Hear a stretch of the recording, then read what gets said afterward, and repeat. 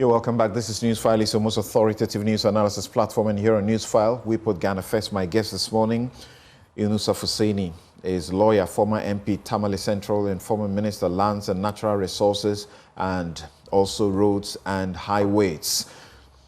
Suleiman Ibrahima is Executive Director, the Media Foundation for West Africa. Mary Awalana Ada is Executive Director, Ghana Integrity Initiative. And Richard Ahiagba is Director of Communications, the New Patriotic Party. Gentlemen and lady, welcome to Newsfile. Thank you very much. Great. So we are canvassing three important matters regarding,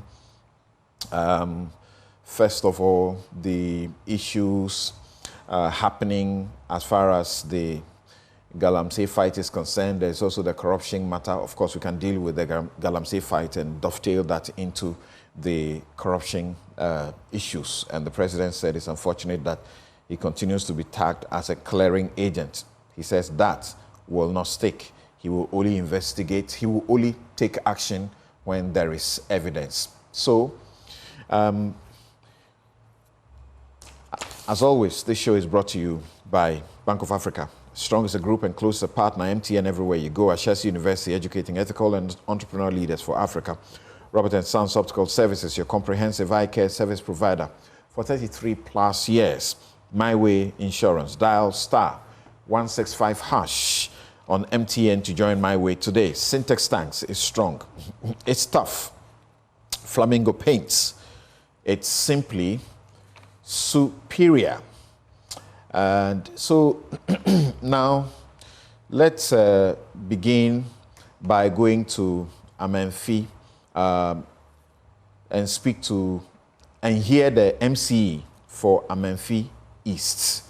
After that, we will hear, let's begin by hearing the MPP parliamentary candidate for that constituency, what he had to say that irked every sane person.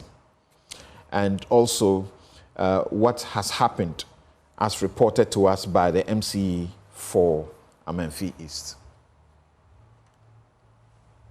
The Municipal Security Council. What's your own view on these comments? In fact, I would say it's unfortunate. It's unfortunate, and that is why we have referred the issue to a regional police command. Municipal security, they don't want to involve ourselves because it might escalate. That is why we have referred the issue to the higher authority to take the issue up. So I will condemn it outright. But I will say the youth will not rely on this comment to attack the security. We have had a very serious issue before, but it did not warrant for any attack. So I don't see this comment to warrant for any attack on security service. Operation Hot, Galamsey, Abba, the soldiers for now. Omuchumosusama, the training official. When you are going to some players to people outside our going to say, question, it's our power. So about patrol, and yet patrol now soldiers need security services here. What woman? And my road business with it. It is a while for now 5 million, 3 million, 10 million. Now the data of myself of and to food, one of the man. Sadly, because the police for these soldiers who are around them at the office, and try cases are more man than all who you have a free. And you see now, or people patrol, as I said, when they are high. So while for money, the wild person of the man, on board in my mobile. But so people say, or you saw your indicating too much pay, but too control my own and track aviation or more Mongondo Kamau. Oh, yes. So, my patrol or my patrol. And the Akase, authority on the aid you must have mature, young Jeffrey is you don't know where you got moment, or also young again, do the chill. I say, but the women is a woman American for. And Bravo, we are mobile, so here you make it. Or no, I want to move on to a poor woman. Say, Moon is high. esisi no so bitwa mo de no tu mutirima esisi no so bede e bitwa minim site a omo ni police for kon ya omo ma no hwia ye koye ko kan bi ma omo a and the police for do mutwa obi a obi but the obi bia o ka be say omo abi bia o be ba we ko be ba 3 4 5 mo nya bi ma police ni omo bi mo ya ban ti omo ka mo nya bi ma so jani omo bi mo ya ban ti omo ka and if you also got the idea what go do so e pufo e china na ye to go there will be better to so police ni baby kuma tuko o wa ya si ka so and the answer is man akufo no picture na ye kakaka Elutina, Omoji list, Emma Motre with Dina Monoma. Nina Motre number Omoji, the creative platform. Platform and medals, PMC, medals, the regional minister, and the labor tissue. Now, yeah, I say, what they say. So, what site the below, people are now in the air here. Would you have a baby and then 20 dinner? Now, voice message, actual platform, as you say. Mrs. Vicenzo, Asomji, soldiers will be Abaha. Almost say, almost vaccine. They say a march on the fair march now for him to see. Satime, some 90 year and better friends, he said, on Professor Easy. Let's go to Amenfi and the MPP parliamentary candidates for Amenfi East, Ernest Frimpong. The video you watched a while ago, among the things he said, quote, Operation Halt, Galamsey, whatever. There have been about 3 different operations for the Galamsey campaign, anti-Galamsey campaign. He says Operation Halt, Galamsey, whatever. Soldiers that ambush you, we have cancelled all those operations. So if anyone comes to your site, you have the right to question him on his mission there. But if anyone comes around and says, because he's a soldier, leave the site and dismantle your machines, don't be moved by the uniform he is wearing. If he beats you, beat him back. Fight him. I will come to your defense. Among others, he says, with all the quote-unquote noble people sitting by with him there at the high table, so to speak, that they are forming, he's creating a WhatsApp platform and he's putting the minister and everybody on that platform. If the people come to them, the security people come to them, I don't know how he wants them to make the differentiation between those who are on patrol duties and those who are not on patrol duties. He says they should respect those on patrol duties, and those on patrol duties, they can give them money from their own hearts if they so wish. But those who are not on patrol duties, when they come and question them, they should beat them back. They shouldn't allow the gun to threaten them. And then he said they will set up a WhatsApp platform, and on that platform, they'll put the minister and everybody there. So they are taking the numbers of these miners. When it does happen, they should make a voice note or something to alert them, and he will ensure that they come to their aid. Either himself, the minister, or the powerful people that will be on that page. How do you process this? Let's begin with Mary. The military has issued a statement. They have condemned these comments without saying directly that this is the particular individual they are condemning.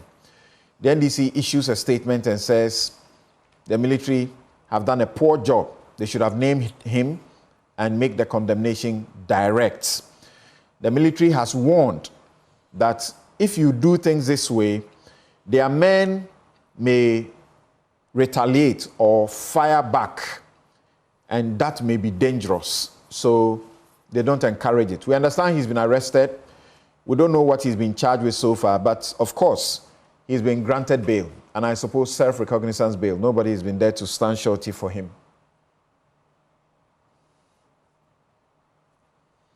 Yes, Mary. So with Galamsey, with all the other policy initiatives that were put in place by government and also the various joint groupings to ensure that we fight this menace of Galamsey, already showed signs of policy failure from inception. We are not surprised that with impunity, those who have power or those whom the people of Ghana have assigned power per the Constitution to ensure that they protect this land as we sing our national anthems and other songs, patriotic songs. These are the same people, perhaps let me say, most of these are the same people who are seen to be detractors of the state. Let me not put it any other way, because we see policy that is put in place which didn't have any signs of the citizens coming together to do it, to identify what exactly the problem is. And we went on just like we usually would do with the stopgap measures we put in place because something has happened and we needed to create the impression that we are doing something about it. Until the joint civil society effort, the media and others came on, I believe that was the best effort thus far, which facilitated government coming on board. It showed every sign that there was no true commitment. I say so again because most political actors were cited as doing this. Joy and others have shown with evidence that people who have... Did we lose Mary there? And they, again, so it's not surprising that we lost you. We lost you where you said the Joy documentaries, Erasmus Asaredonkomo particularly, and other media publications have established that what? That people who have done what? Established that politically exposed persons are part of these challenges we are currently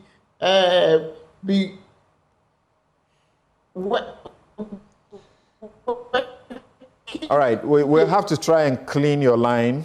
It's terrible. At the point, the things you are saying, we hardly can hear you. Yes, Yusuf Saini. Well, I get her to be saying that there have been evidence of wrongdoing by people in high places and nothing has happened to them, and that is encouraging the impunity.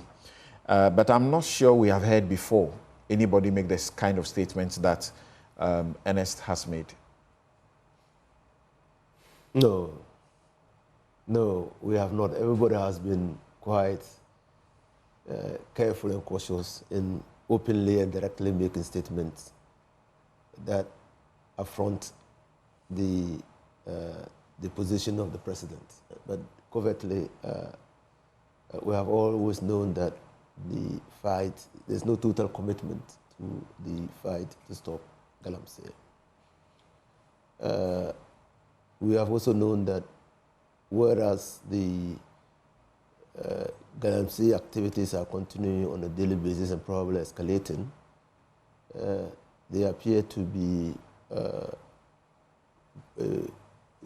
public position that the fight is being carried out. I say this because in 2017, 2018, there was a total ban on small-scale mining, total ban.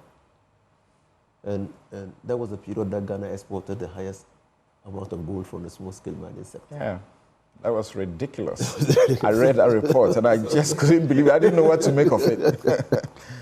The time when the thing has been banned, that's when you have the highest export of it. Yeah, so we have always known this. And then Galamsey has taken a center stage in the politics of this country. I mean, you have more than 1 million people employed in small-scale mining. That is a constituency that cannot be ignored in election time. Right. So, and no one should belittle the difficulty, reduce the difficulty in fighting Galamsey. I mean, it's quite difficult. And that is why we had expected that government shows commitment towards that fight, not in grandstanding, but in taking action directed at. But the difficulty you talk about includes the political issue. Yes. So that while President Akufo-Addo, even if it is grandstanding, is saying we are cracking the whip on it, then Mahama goes on the campaign trail and says we will give amnesty. Yes, so it's important to understand the amnesty that President Mahama spoke about. We had arrested a Chinese national, and the law had provided for how to deal with the Chinese national. The law has said that the Chinese national or any foreign national arrested doing Galamsey must be prosecuted, and if convicted, must serve the sentence. It is only after serving the sentence that we can deport the Chinese national. So to truncate the process, ignore the law, put monetary benefits over the propriety of the law, grant that Chinese national amnesty, and deport her without going through the motions. That would not be a justification for what Whereas, President Mahama said. I know that there's a risk to get into the politics of it. I'm not talking and about not deal with the politics. issue. I'm talking because about legal. previously, when President Mahama was also fighting it, Akufo-Addo also had a similar thing to say, which was not helpful to the fight when he was campaigning. So let's come back to this issue for now. What do you think should be happening? Has any wrong been done? What do you think should be happening? No, it is totally wrong to send a signal to wrongdoers that they can continue on that path. If you're a public officer or if you are seeking public office. Okonko, things fall apart. Jina Chibi has said that if somebody comes to your house to defecate in front of your door, you don't tell that person or you don't run to the police station to invite the police to come and arrest that person. You use self-help. You compel that person to collect the fees. As a public officer or a person seeking public office, you must always uphold the sanctity of the law. Does it matter that he was not talking to Galamseyers, but he was talking to minors who have license and who are being harassed? Does it matter that he says, cooperate with those on patrol, but hit back at those not on patrol? It matters when you reduce the authority of an institution like the military, who, ordinarily will not be doing security work inland by protecting our boundaries. But because of the inadequacy of the numbers of policemen to go around doing that, we have deployed them to the field to help the police in bringing sanity into the small-scale mining sector. Mind you, there are rules of operation. When the military go onto any site, they demand to see the license, the authorization with which a person is mining. It is only when they are satisfied that that person has no license that they act. They don't act with indiscretion. And that is the beginning of the rule of law, that people must act in conformity with the law. He's been arrested. He's been granted bail. The police do now have a certain centralized way of communication. So the media is unable to speak to the police in the district to get any information. Or we are told that he's been arrested and granted bail. Potentially, what is he going to be charged with? What do you know? Inciting the people against incitement. It's inciting the miners against the military. Is this section 20? 207. You are a practitioner, so okay. Of the Criminal Law and Other Offences Act. It's a provision that the police have used too often. Conduct that is conducive to 207. Offensive conduct conducive to breaches of the peace. Any person who, in any public place or at any public meeting, uses threatening, abusive, or insulting words or behavior with intent to provoke a breach of the peace, or whereby a breach of the peace is likely to be occasioned, shall be guilty of a misdemeanor. They have used this, including against journalists and so. Yeah. So this is what you are looking might happen. Or also Section 205 of the Criminal Offences Act, assault, etc. on public officer. It says that whoever assaults, obstructs, molests, or resists, or aids, or incites any other person to assault, obstruct, molest, or resist any public office, public or peace officer, or any person employed by a public or peace officer acting on whatever, shall be guilty as well. Yes. So it's incitement. I mean, he's committed a crime.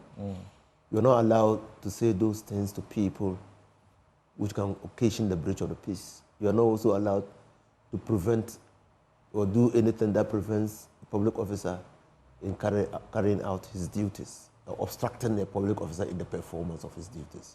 And so, and that is a serious offense, actually. We have amended the law to make it quite a serious offense. So, clearly, he ought not to have been carried away by the situation in which he found himself, because as a leader, leadership is quite difficult.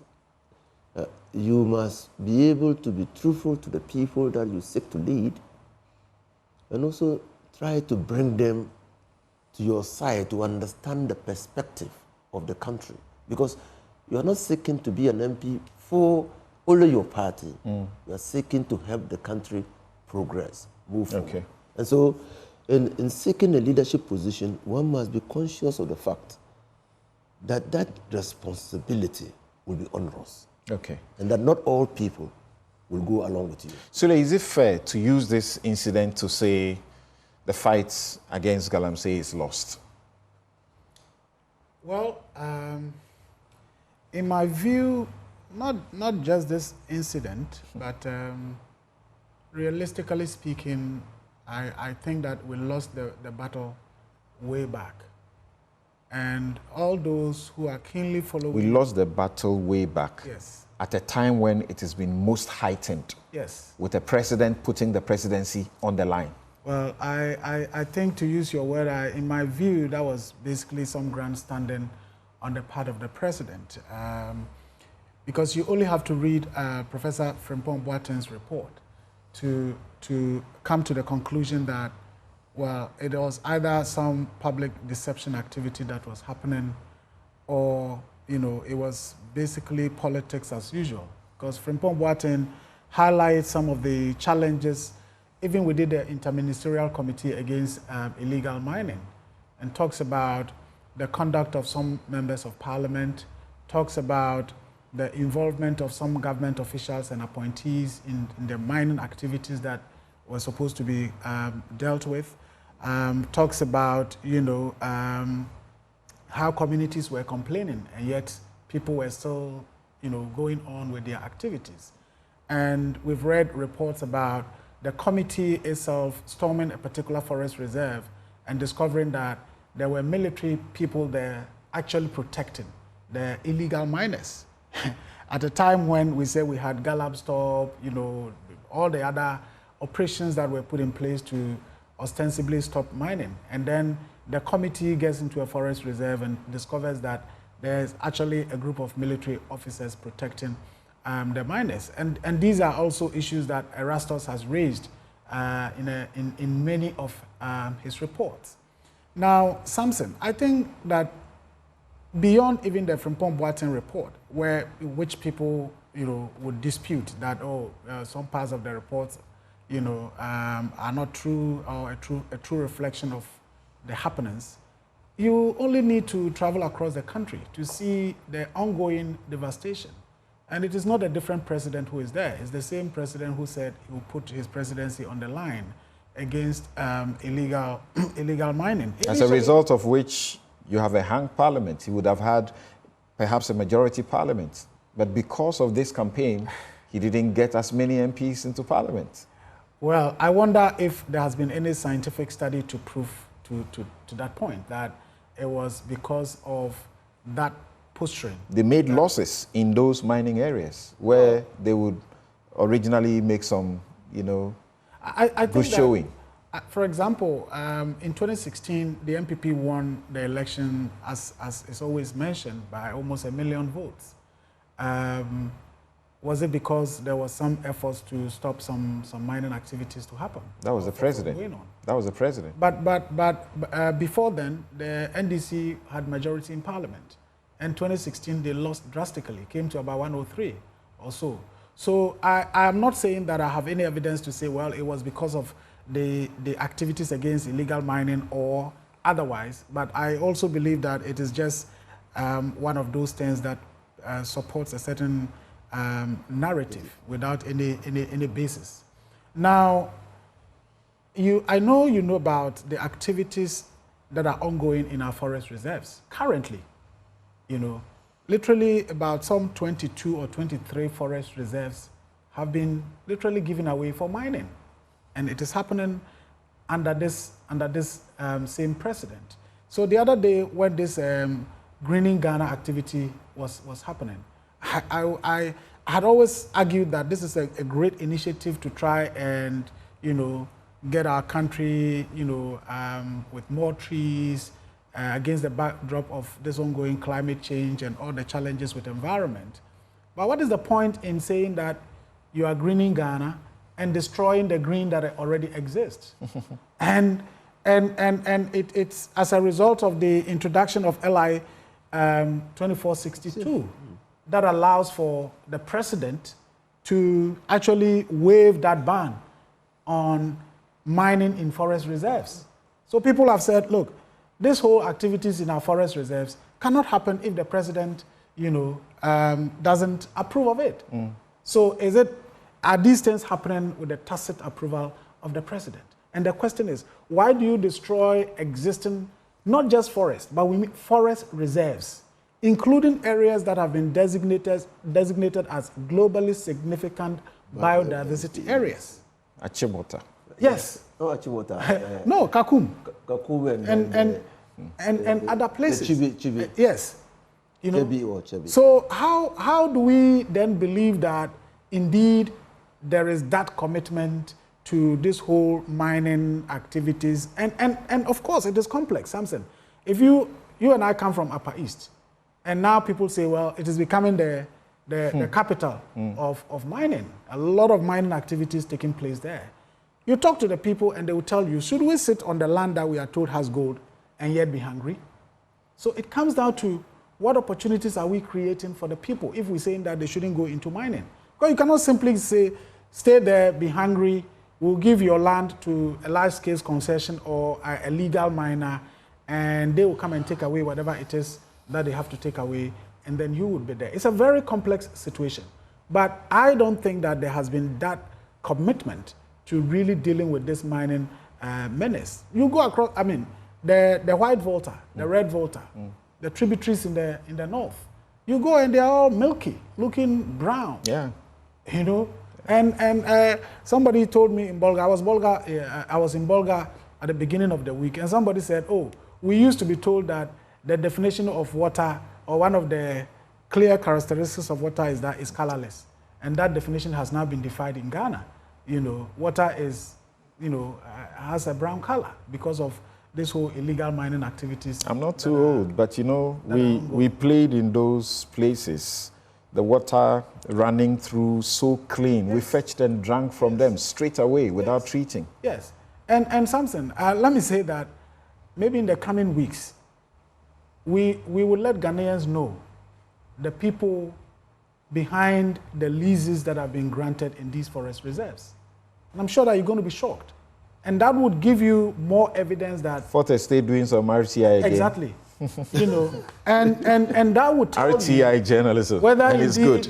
the president has been committed to this whole fight or has not been committed. What do you expect? What do you expect should happen in this instance situation? With regards to the gentleman? Yes. Well, as Honorable Inusa said, this is somebody seeking to be a lawmaker, to make laws. And I believe that every MP, when they make laws, they expect that the laws will be enforced.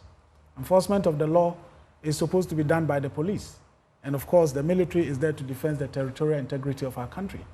And for the sake of seeking to win power in order to come and make laws, you are saying that if a military man comes to your area and tries to do whatever, if they beat you, beat him back. They slap you, slap him back. And these are the kinds of people that we potentially would have in parliament. In a serious country, I think that processes would have included possibly disqualifying such a person from even running. But the law on disqualification in this situation will be after a conviction. Yes. Yes. And that is what I'm saying. Because you hear him also saying, and I don't know if you process it the way I do, he's urging them to give bribes. Yes. Yes. Says if it's 2 million, 5 million, you have, give it to those people so that they will be nice with you. That is out of your own magnanimity. You know, I'm like, this is going to be a lawmaker in my country. Yeah, and for me, that is a problem. But Samson, you know what? I think we have to also be fair. I am sure it's only because it has come out. But I believe that across the country, across both parties, people are doing and saying things that perhaps may even be worse than this. It's only that in this case, we are realizing it. Right. Because we've gotten to a point where, in this country, people think that to get power, anything goes. It's not about the patriotism, it's not about the future of the country and all of that. It's about whatever I would do to get power, I would. And that is why we're witnessing all these chaos and confrontations at, registration centers, transfer of votes that is happening. Would you say there's something we ought not be oblivious of? But whether that's a justification for his comments, I don't know. And Honorable Newsfile can actually help because he has been there. There are soldiers, there are police officers, national security officers who are actually exploiting and extorting minors. And it appears this is this man's target in this conversation. That they come there and harass them. People who have not been sent to go and do that kind of job, they are there. And I think there have been occasions where we have seen the evidence, where even among the police and the military, there's some infighting because somebody's block belongs to some chief somewhere. And when I say chief, I mean military chief or somebody. No, Samson, I think I mentioned a while ago that in Professor Frimpong Boateng's report, he talks about a point where at one point when the Interministerial Committee went to a forest reserve, there were military people there protecting the illegal miners. It's something that he's highlighted. Right. And if you were to talk to people in various communities affected by mining and why we are unable to deal with the menace, they will tell you that, the security people who are deployed, they come for the first 1 week, maybe they are committed, but after that, they actually would be supporting the people to do the mining. They would tell them, tomorrow we hear that commander is coming, so tomorrow we'll come to site. So tomorrow please don't go for these activities. And eventually they link up with the miners. Whatever the miners are getting, they share with them, and then activities continues. And that is why I talk about the whole thing about whether we really have patriots in this country, people who really care about the future of this country, the sustainability of this country. I think that for me is the most fundamental question or fundamental problem. Everyone wants to do just anything to survive, get whatever they would want to get. So if it's a police officer, he goes there and say, am I the only one who is coming to defend Ghana? Everyone is doing whatever they will do to get their money. Why am I here to, kill myself? From where you sit as a media trainer and working in the media, would you say the police have a duty to give us updates on this, beyond simply informing us that he's been arrested? And the arrest happens at a point where people actually have their doubts whether this is not contrived as a ruse to get us off, this issue. So they say, once we say there's an arrest and they are dealing with it, people will not say anything about it again. He will go on and do his job. Well, I think it's an important issue, and I believe, as I said, there are other people who may be doing other things that perhaps would even be worse than this. I mentioned that in a serious democracy, processes would have been activated that could possibly even lead to the disqualification of this gentleman. And I think you come from the legal perspective, but the political side of things, whether NDC or MPP, if a party wants to say, look, we are a national, national development, national-oriented party, the president has a position on this matter, has made declarations, we've sent out troops, spent so much money. If we have a candidate who has this kind of posturing as a political party, because when the MPP or NDC sometimes impose sanctions or do some disqualifications, it's not about having gone through the courtrooms and so on and so forth. It's about the party and how it interprets things. Kwabena Japan, Afoko, and others, were relieved of their post, and I don't think it was after a court decision. The party would have its own internal Yeah, but my process. question was specific about what the police should be doing, because now the journalists do not have the opportunity to ask the police officers there what they are doing and to get updates. I think... now the police does this at their own pleasure. Yeah. If they want to issue a statement or they put a tweet, then the media go pick it up. They don't speak to the media. Well, I think the media certainly have a responsibility to keep following this matter. As journalists, there is a limit we can go. If you try to engage an actor within a news story and they are unwilling to state their position or state their side of the story, and there's evidence that you've done what you have to do, you can go ahead and do your story. I would want to believe that part of the things we should also do is to engage the police at headquarters to say that, look, this is a matter of national interest. We would want to have updates about it. Your commanders on the ground, not even the regional commander, is allowed to grant interviews, or unless maybe permission is granted, which is, as has been said, a very problematic position and policy to adopt. But otherwise, we have to keep following. And I will be interested in knowing what the position of the MPP as a political party on this is. Richard is here. Yeah, Rich. So how is the party at your own level processing this, if at all? Samson, well, thank you very much. I've been listening rather closely, and it's a good thing that you invited my senior brother, Inisa Husseini, to be with us, because he has regulatory experience with that space. And some of his comments that is made on those often debatable, but you can see through them some honest effort or commitment to see that how do we fight this as a country and still be in a position to allow for the endowment of gold in our land to be exploited for our collective benefit.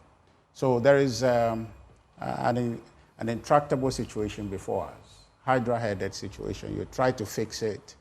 There is no silver bullet on what to do about it. But one thing I am clear about in my head is the unimpeachable commitment of the president to want to fight this.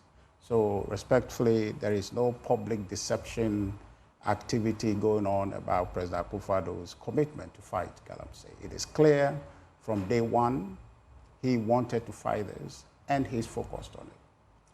Samson, before I proceed, the difficulty with the fight against Galamsey is quite simply the fact that it is a lucrative venture. And rational human beings, when they find opportunity, society and government set up to protect the collective good of society, seeking to regulate that opportunity, they'll find means to deal with it. What we are told is that Galamsey or illegal small-scale mining or small-scale mining precedes our time. It's been there during PNDC, whatever time, since independence or before independence. It's been there. It attained a certain scale now that is threatening to the environment. And also primarily because environmental conversation globally has been heightened. And so therefore attention is focused on that. And the president rightly, from when he came into office, decided that this must be confronted head on and has done everything to support media partners and advocates in civil society who want this fought. And everything policy-wise that ought to be done has been done to fight this. The challenge remains that the pursuit of that venture being profitable, you have people finding their way, not sanctioned by the state, but as individual pursuit, they are engaged in that. And that, for me, is the challenge. And the people live near the gold, and you make policy. There is corruption in the security service that enables that. Policy cannot check that. You can always try to minimize. The fact that you're a lawyer, the fact that you make law doesn't mean that that crime you are trying to legislate or prohibit in law naturally fizzles out. But you do so it's a deterrent. People don't do it. If they do it, they get punished. And that's how you build society. And so the effort to fight Galamsey has been resolute and ongoing. The challenges we are finding is people's interest. Now, you made a very good point about the 2020 election and the suffering of the MPP in the mining areas that is documented. I don't think you need any empirical study, because the election itself is empirical, right? It gives you absolute verification of what is and what is not. So the seats that we lost are not there. We had them, we lost them on the basis of that fight against Galamsey. So that is explicit and manifest. You will see the NDC and in the 2020 election commit to a campaign that offer incentive to Galamseyers that when you vote for the NDC, we will liberalize the space, would allow for you to mine. There's video evidence to that. There's reports to that effect. When you put that message, it doesn't matter what the commitment of the president is. You create incentive for people, enable them, embolden them to do the very thing that you are trying to prohibit in law.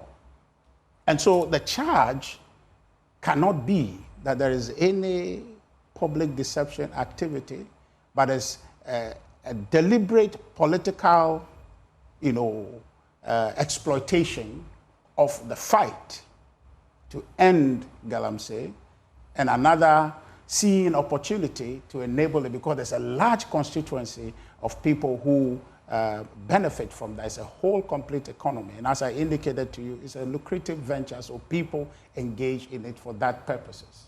And so to that extent, I tell you that the difficulty with the Galamsey is practical. It's one that must have a conversation about. And I think that this government has done significantly well. If you look, and I think my senior brother in his days, I think he said something like that about how to structure the space so that it is regulated and can be controlled. That is being done. Across the country, you see small-scale or community mining schemes that are evolving. People are trained appropriately, and they are mining in places that is not in waterways, not in forest, but structured in a way that we can still exploit the gold endowments of our land and then still be able to protect our environment. The Upper East, I understand very clearly that the quality of gold there is really good.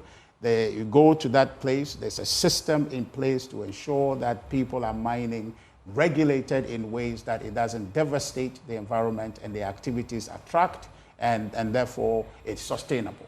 So those efforts are in place. Even beyond that, Samson, the government under this president has initiated measures to be able to salvage or provide alternative livelihoods for individuals who hitherto were engaged strictly in Galamsey, so that there's no pathway for them to go back, but a pathway for them to move away from illegal mining. And that is the National Alternative Employment and Livelihood Program, designed for illegal miners who have been pulled away from that act so that they can find other employable avenues in life to advance themselves. So the issue for me is not that the government is not committed or focused on fighting Galamsey. that one, there is no debate about it. Everything has been given. I think that the president's very commitment of his presidency to that fight, for me, should settle the issue. And so that is not the problem we face here. Now, the question about whether the comment of the young MP is detrimental to the fight. MP aspirants. PC. NS Frimpong. NS Frimpong is detrimental to the fight against Galamsey. For me, I think that there's a lot of clarification to be brought from what he has said. And you are moving us in that direction. Because initially, when you state the fact, when you hear him, your impression is that, why is he saying that? But when you process it a bit more, you come to the knowledge that maybe he's speaking to some specific issues that he needed to have clarified in his statement. For example, the issue about people going to community mining schemes or mining centers to extort from them, because generally the act of small-scale mining and mining in any form, unlike the multinational corporations mining, if a police officer comes there or a military person comes there, the appearance is that you are doing something and they want to take money from you. And he is stating, and this clarity ought to come from him, and I think we can do him the favor of allowing the investigation to unfold where he tells specifically what he's speaking to. For example, I just mentioned to you in the Western region, across this country, in the Upper East, in many mining communities, there are community mining schemes that are evolving. So if a police officer shows up at these community mining schemes and begin to terrorize people, a military person begin to terrorize people, when properly they've been constituted and are doing mining the way the state is regulating, there's a tendency, naturally, even if you haven't done anything wrong, the police officer comes, and the natural fear for them would lead to people wanting to react in a certain way. So he's trying to tell them that please do not be disturbed or do not be afraid when instances like that happen. The question is these abuses of power by security officers is acknowledged, it's well documented. Right. But does that justify this portion of his comments? Now, so I'm just saying that when they beat you, hit them back. I haven't said that yet. The investigation then will give us that process and what exactly he meant by that. No. We know the statement. Right. So I'm saying that. What investigation about that statement? No, I'm just saying, so, I mean, if you sit on your properly regulated small-scale mining and a military officer comes and decide to abuse you, right, what should you do? What should you do? I'm not supporting what he said. If they are taking their machines away, do not be afraid of the gun. So literally, if you have a gun, shoot them back. No. Shoot back at them if they shot. I'm not saying that, but what I'm saying is that we are sitting here properly allowed and in law to be here. If somebody walks here and begin to intimidate us, should we just submit to that or we defend ourselves? That's its legal situation. Not somebody, security officer. Yes, but because we have not broken any law. All right. So if he comes here and begin to terrorize us, and I can say somebody because there is evidence of people posting as police officers, military people that have been arrested in many instances. Yeah. And so it's a difficulty. And I'm saying that the communication he's given is loaded. He's not taking his time to properly distill the lines of communication he wants to advance and say that if you are on a properly constituted small-scale mining with papers and documentation covering it, nobody should come there and terrorize you because you're a citizen and you have rights. And so that communication there can be distilled for us through the investigation so we understand what he's communicating. So I don't want us to summarily say that he has said something that is detrimental. On the face of it, you can make that conclusion. The investigation, I think that we should have. He's acknowledged and apologized. Very well. Perhaps the investigation will show us what exactly he meant. And if these are the things he meant, next time just be clear in what you're communicating, and that will help us. But I can agree how on the face of it you conclude that this is not helpful. All right. Let's not. Mary is back, and let's hear Mary briefly. Just one small point. Not on the basis of that statement for us to castigate and completely vanquish the gains that has been made and the commitment that has been demonstrated to stop Galamsey. There's actually an expectation that at the level of the party, like Sule just mentioned, you should be taking some disciplinary action against him. But Samson, you are the lawyer. You have to accord people the opportunity to state their case. He's made a comment, and just based on your conversation, your own leading of us to answer the question. That part of the comment, yes. Do you condemn it? Which part of the comment? To say that... Head back.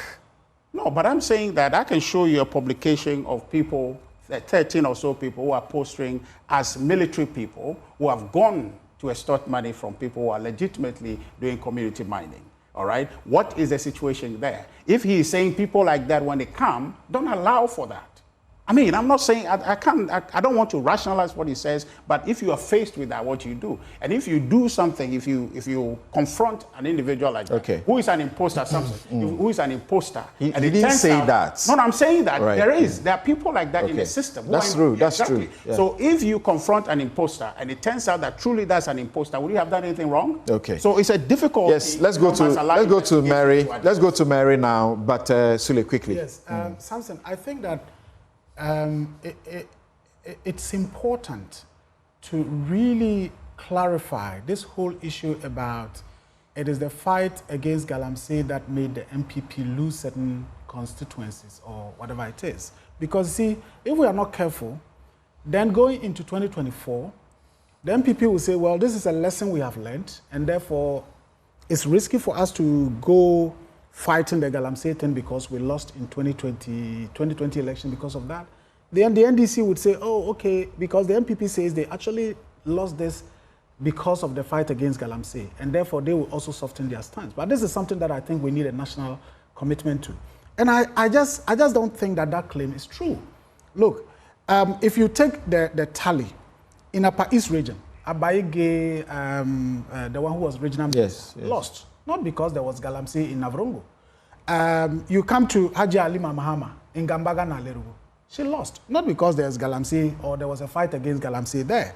Okoboy lost in Accra. Is there Galamsey in Lojukuku? Where there was the MPP fighting Galamsey? No, but there were areas that people could logically, reasonably ascribe the loss to the campaign. And those are the areas that the NDC also spent time making the counter-campaign. And in fact, I think Joy News did a certain analysis of some of those constituencies and projected a certain logical trend. No, so you see, here, for example, I can go through a list of 29 MPP MPs who lost in the 2020 elections. Not in constituencies that you would say there was Galamsey happening. All right. Madina, all right. Adenta, Krowo, Lojokuku, you know, are these Navrongo, what do we call it? As I said, Haji Mohammed's place, Gambaga, you know, and all that. So just as there are places that you would say, I mean, who would have imagined that Amewu can win Hohoe? So just as the MPP pulled surprises in some areas, including my good friend Honorable Amin Ante's constituency, where they say, oh, the MPP has always won. Daboya Mankarago, where the NDC has always won. But the MPP won in those areas. So why would it be that, oh, we lost Pristia Huni Valley or whatever, Mrekuduka, who is, I think he's an MP. Takwa. Takwa has been a mining hub. Kukwati, you know, Obuasi, since we were growing, was a mining area. And I expect that these are areas that illegal mining will be taking place. And yet they won those seats. So why would it be that in the areas that were lost, where mining is taking place, then we say, oh, it's because we are fighting illegal mining. All right. That is the small point. You see, there are local issues that explains the parliamentary election. It's not a national election. So in these mining communities, what explains the loss? You understand? So the fact that you want to generalize and say somebody lost, Richard, in the mining community. Richard, we are aware of a push within the MPP trying to rationalize why No, it's there. In fact, it is that push that motivated the PC to say what he said. No, I don't. And he said it in the presence of the regional minister. Because there are people who are arguing within your party that you lost many seats in the 2020 elections because of your fight against Galamsey. But because of the but that is a fallacy. That's seriously a fallacy. If you take the constituency results, many seats were lost in non-mining areas. Many seats done in mining areas. That's the first thing. The second thing you must understand is that miners voted against the MPP in the 2020 elections because of the way they implemented the Galamsey. Okay. All right. Mary. Okay. That's your analysis. So thank you. Altogether. Thank you, gentlemen. Mary, so as we understand, there are people who say you can't expect the NDC or the government to say anything about this gentleman because we are going to corruption, and the president says, I want evidence. When it comes to Galamsey, there are situations where he's been presented with the evidence, but he's looked the other way. Professor Frimpong Boateng's situation is debatable because people say you don't actually find concrete evidence in some of the things he says, beyond simply giving a narration, saying things that he may have witnessed, but no evidence somewhat to back it.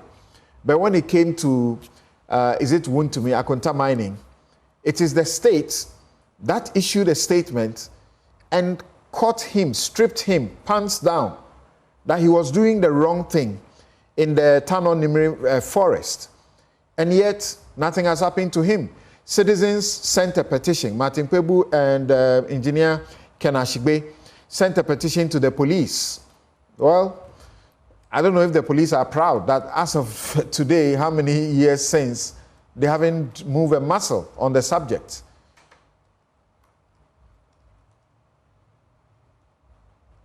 Hello, Mary.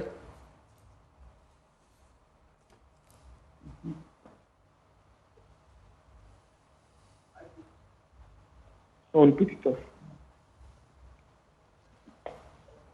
Hello, Mary. Hello, Samson.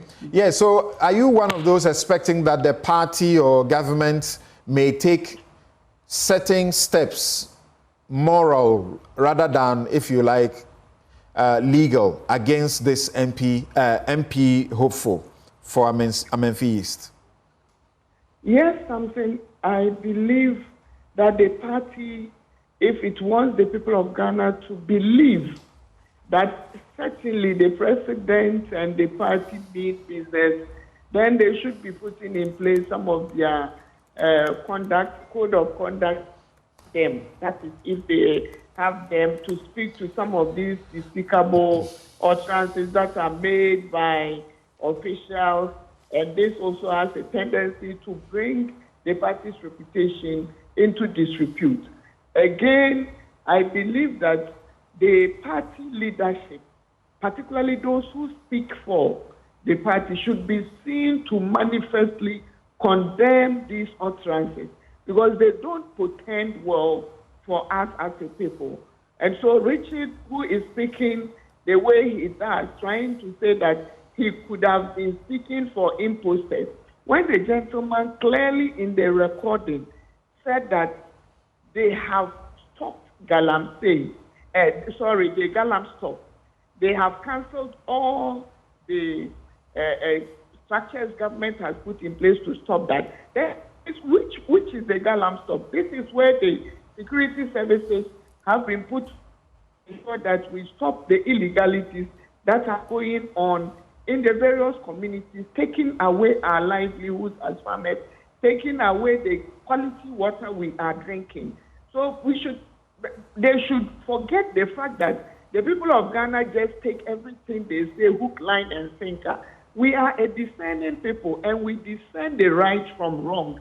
And so nobody can tell us that what the gentleman said, he planned to say it in any other way. And as I said in my introduction, this has gotten to impunity levels, and what he did has never happened before. And if it is not taken care of by the party and also by the state, then it means what is coming, we all must be ready to face the consequences. Something. All right. Thank you very much. We take a quick break. When we return, the president says that the clearing agent tag is not founded. He will only act in consonance with due process of law. bring the evidence or shut up talking about political graft. We'll be right back. You'll also see the most far-reaching and detailed investigation of the many allegations of corruption and scandals leveled against public officials and their families and friends. This change will help to abort this administration's plan to foist the pliant vice president on us, to cover up for them, and thereby escape the searing scrutiny of accountability. But as I have stated, this hot spotlight of accountability is reserved not only for appointees of this administration, it will also be available to sanctioned persons in my own administration who engage in similar conduct. The same anti-corruption strategies and instruments I shall deploy to measure and punish the MPP government appointees will also be applicable to my own appointees. In short, in Ghanaian parlance, Aba Yadebo Techino, Yadebebo Banso. My dear youth, the best of Ghana is yet to come, and I have hope for the future, particularly as I return to the presidency as the experienced, visionary, and decisive leader ready to build the Ghana we want together with you.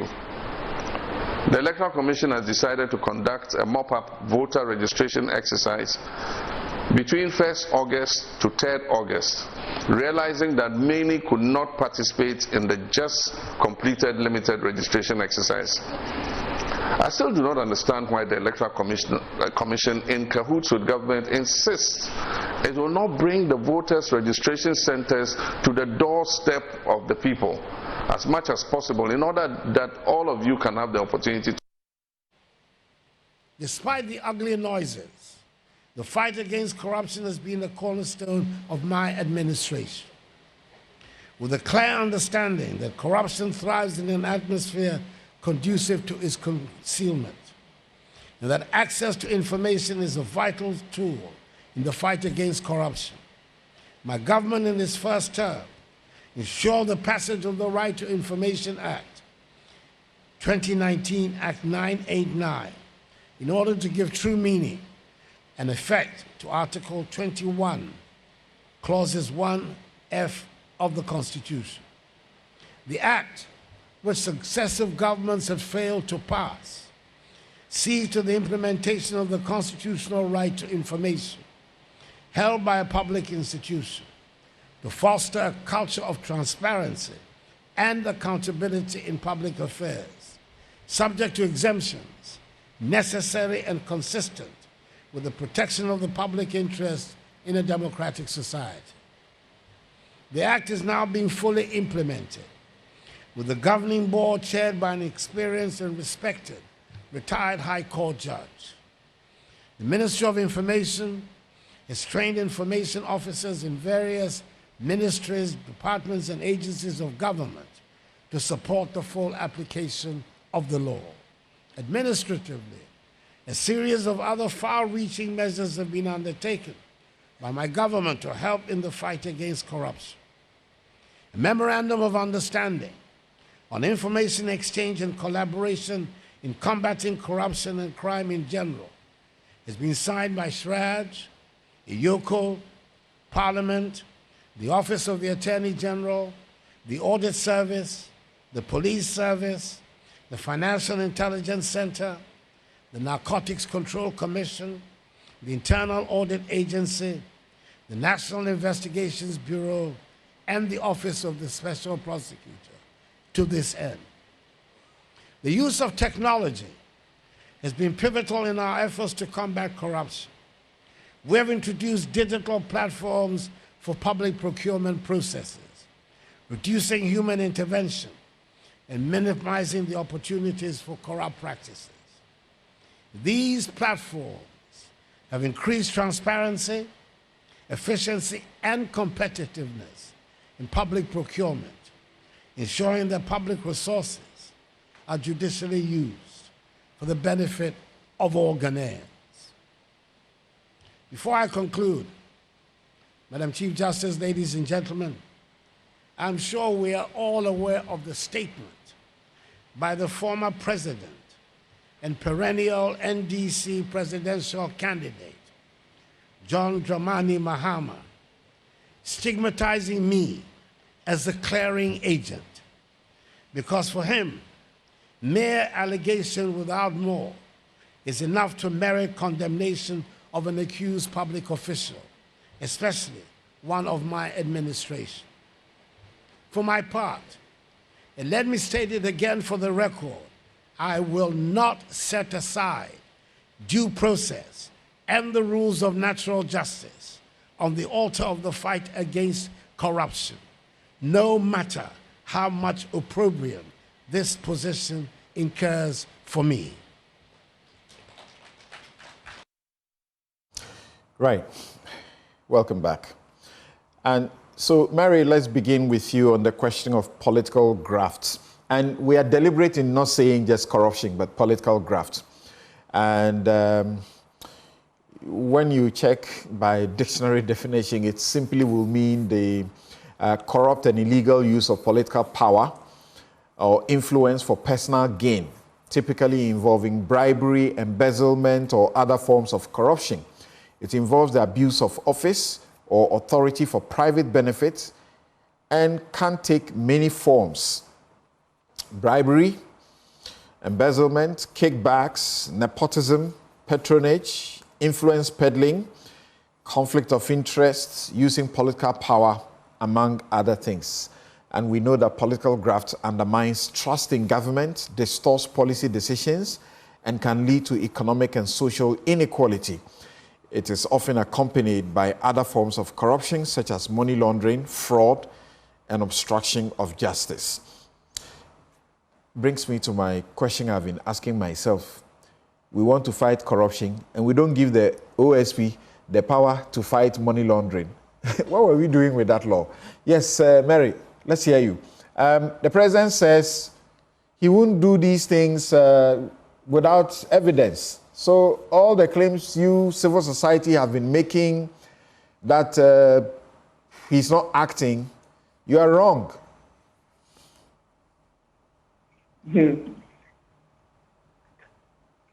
Something that's interesting. If the president says we are wrong, then we need to also say the president is wrong in his assumptions that he's been fighting corruption or he's been fighting political graft since he took office. I say so because the evidence is what we speak to. We do not just conjecture. And so if you look at 2017, when the government took office, if you look at some of the surveys and studies that were conducted at the time, the people of Ghana believed hook, line, and sinker the manifesto projections and promises the president had made. And then during his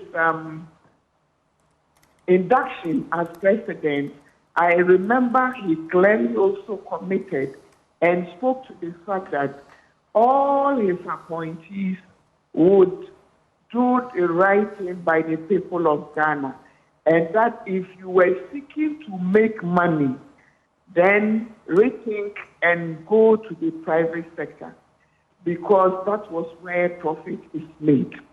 However, the essence of serving the public is to ensure that we promote the public good, deliver the best quality of service to the people, and not to steal, not to receive kickbacks, not to embezzle, and not to flout the power the people have given to the appointees in their faces.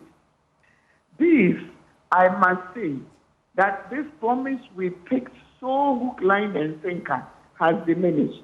So if you look at a study like the Afro Barometer, in the round 7, the trust of the people of Ghana that this government will fight graft was over 70%. Something, as the years have gone by, trust has dwindled till now we have about 35. And that is more than half of the people saying that what is being done is not commensurate, or what we have achieved is not commensurate to the promises the president made to the people of Ghana. The CPI, that's the Corruption Perception Index, had the highest score for this country in 2014. That's 48 out of 100 clean score. However, I must say that from there in 2015, we lost one, and in 2016, we went to 43. In 2017, we came to 40, the lowest since 2014. And so if we are talking about the highest score when it comes to the fight against corruption, per the CPI, it was achieved in 2014. The lowest score was in 2017. I'm talking about if we check it from 2014. And then for the past 4 years, we have stagnated at 43 and not made any significant move. Let me quickly add here that in studies and analysis we have done, nations which have stuck in the same realm and not made progress over time have seen a continuous dwindle. And we are praying that that is not what we will see. Let me say again that some of the things the president promised, admittedly, they have done. But those do not show in the fight against corruption, or they do not reflect in action. So if we say we are passing a law, like the president eloquently put, he has passed the RTI law, he has passed the Office of the Special Prosecutor law, they have passed the Witness Protection Act. There is supposed to be the activation of that law with an office that is supposed to ensure that witness protection is one of the key issues when it comes to the fight against corruption. Unfortunately, we do not have that. In the Open Government Partnership NAP4, that's the National Action Plan 4, it was put there as one of the commitments. It has not been passed.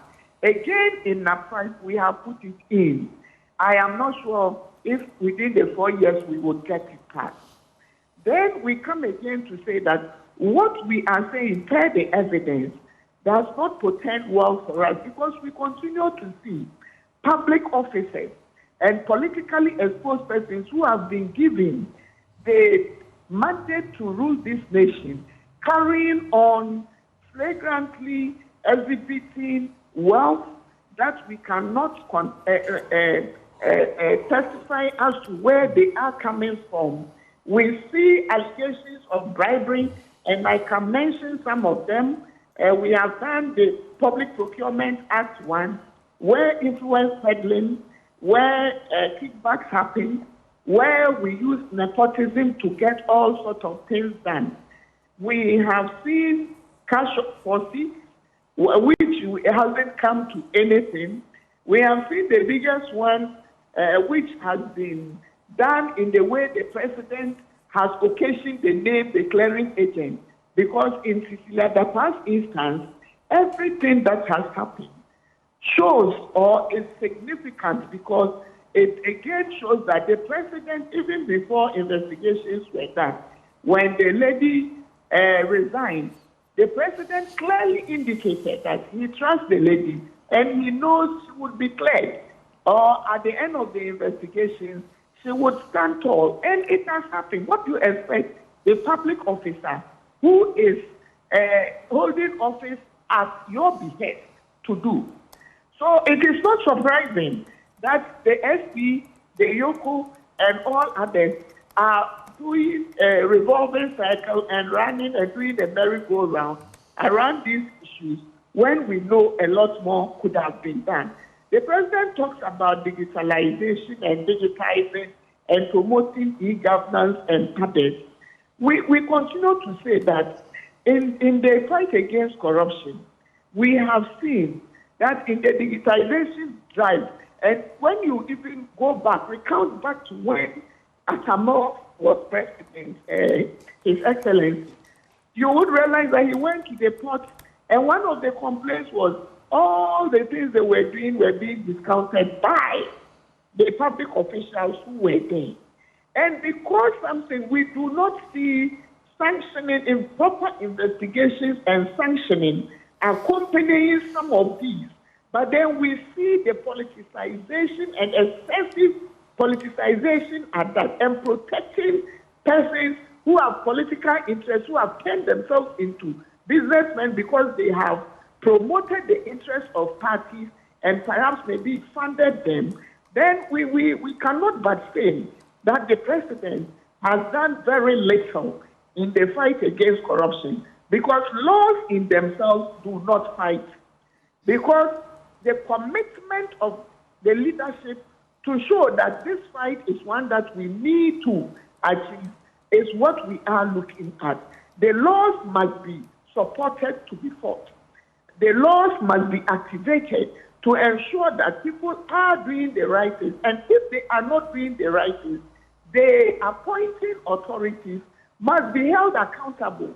But when we see that it is only the small fishes who are being accounted for, but when it comes to bigger issues such as the Cecilia Dapas, the La Biancas of our time and others, and nothing is done, then we cannot say otherwise. Civil society is talking penny evidence of what the president told us in his inaugural speech. He said he will use the Annas principle, and he will not need much evidence to ensure that he fights corruption. What happened since then? That is the question the president should be asking himself. But the president must be law-abiding. If he must take steps to steps that can compromise people's liberty, people's reputations. You mentioned the PPA matter, contracts for sale. The president acted. Immediately asked the man to step aside. While Shraj investigated and confirmed that he had done wrong, he got dismissed, correct? He's also being prosecuted. I think that's the kind of situation the president is asking for. CSOs supported Manasseh in that kind of investigation. That's the Annas principle. Then he got the information, concrete evidence of a man who has been put in charge of the Public Procurement Authority abusing that power for his personal and private gain. Unfortunate though that in the process, the monies that were, you know, as it were, put on ice by the authorities, eventually someone looked somewhere and he's managed to take his monies away. So there's actually nothing. He's just been dismissed and that's it. So that's what he's talking about. Where there's no evidence, you don't expect the president to, what do you expect him to do where there's no evidence? Something. There must always be a starting point. And we all understand that the issues around corruption are difficult to determine because these are either done in collusion or the victims are reluctant to speak because they will be vilified. And that is what has happened in this country. People who have tended to speak the truth are either not getting their businesses going on or the contracts which used to come to them do not come anymore. And so that is why we are holding the president to his promise that he will use the Annas principle or he will use investigative journalists to uncover some of the supporting evidence that is supposed to help us to fight corruption. Okay. And we are not saying the president should just hear people being allegations, being put against people and then he's sacking them. We are saying the president, in the interim, should usually have these people step aside, number one, and then investigate like he did in the Public Procurement Act, which has not been the common. Yeah, when Charles Edubuahin, when Anas did the story about Charles Edubuahin's involvement in something that was potentially criminal, he sacked him. When the guy didn't resign, he sacked him. But you hold on for me. Let me come to Sule. And often the president has said that his government has funded the anti-corruption agencies the most. There's something curious I have recognized when he speaks. He doesn't refer to the OSP. Mm-hmm. He will talk to all the others that he has funded, but he doesn't mention the OSP. And these entities already have been established. They have their equipment and tools to work with. The OSP, a new office that needs more, appears not to have what it has to get. But Iyoko, economic crimes, we talk about OSP more than we talk about Yoko. Meanwhile, they are supposed to be fighting the biggest corruption. The Attorney General's Department, they are actually an anti-corruption organization because all the crimes about corruption, that's their job. Yoko, they have some limitation. OSP has such a big limitation, only limited to matters of procurement and so to speak. So what do you say? He says his government, the cornerstone of his government has been corruption. Fighting corruption has been the cornerstone of my administration. That's what he's been saying. And guess what? He was saying this at the event to commission the Law House. Magnificent edifice for the Attorney General to help them to do this job of fighting corruption. Well, Samson, of course, I don't expect the president to say that I have failed in the fight against corruption, given that corruption consistently has been the biggest campaign issue within in elections within this our fourth republic, whether from Kufuor's time to Tamilsa's time, Mohammed's time, to Nana Akufo-Addo's time. I think all the political parties have always flagged the issues of corruption, and in every election, the opposition would flag the high levels of corruption in the government, and the government of the day will be defending itself about how it has been fighting corruption. In the case of the President Akufo-Addo government, I think that it is important to rely on independent surveys, independent publications, rather than what the NDC would say or what the president himself will say. I think Mary alluded to quite a number of them, the Corruption Perception Index.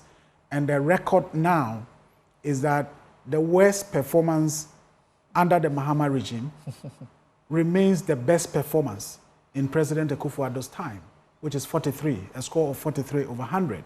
And that was the lowest during the period of President Mahama. We may say that, well, there could be some questions about the CPI. And so we come home on the continent, and then we can look at what Afrobarometer data is saying. And Afrobarometer data has consistently also affirmed what the CPI is saying in terms of the people's views about the levels of corruption. In 2016, for example, when Afrobarometer did the publication, 2017, the first year of the government, it was said that 6 out of 10 were saying that, in terms of corruption, the government is doing fairly well or well. And only at that time, just about 1 in 10 would say that the government was not doing well. Down to 2022, and the trend has changed. 85%, and that's almost 9 out of 10, are saying that the government is doing very badly when it comes to corruption. It doesn't end there.